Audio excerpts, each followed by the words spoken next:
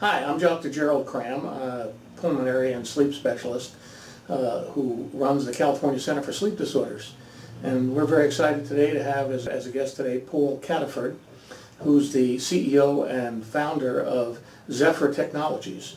This is a technology that was developed in conjunction with Dr. John Remmers in Calgary, which allows for titration of an oral appliance, and now has a new version of this which is able to do titrations at home. And so we'd like to have him make some comments on this exciting technology.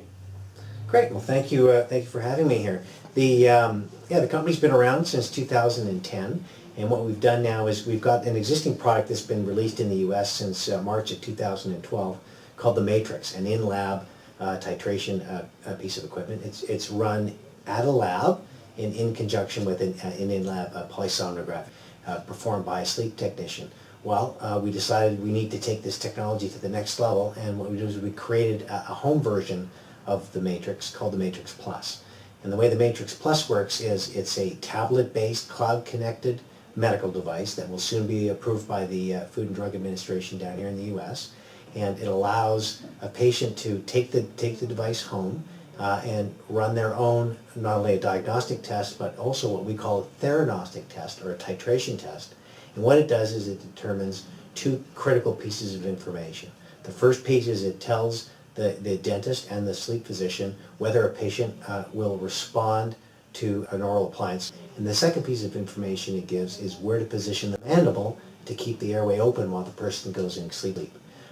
With those two pieces of information, a sleep physician can confidently prescribe an oral appliance to treat the illness, but more importantly, it allows the dentist and the patient to confidently move forward with a treatment modality that they might be interested in using. The MATRx Plus is currently cleared by Health Canada, and we're now installed in 27 sites in Canada, and we're looking to get FDA clearance with the device for sales into the U.S. sometime in June or early July, and hopefully will be available at a dentist near you sometime in the fall of 2018. And as a sleep physician, one of the reasons I'm so excited by this is that we all know that there's a great resistance to using CPAP for the treatment of sleep apnea. While very successful, it is also very challenging for patients to embrace. So this offers much more support for the use of an oral appliance as an alternative in many, many patients. And one of the things that's exciting in the work that you've done, Paul, is the fact that we now are seeing that this is effective treatment even in patients with rather severe sleep apnea, which is something we didn't really appreciate before.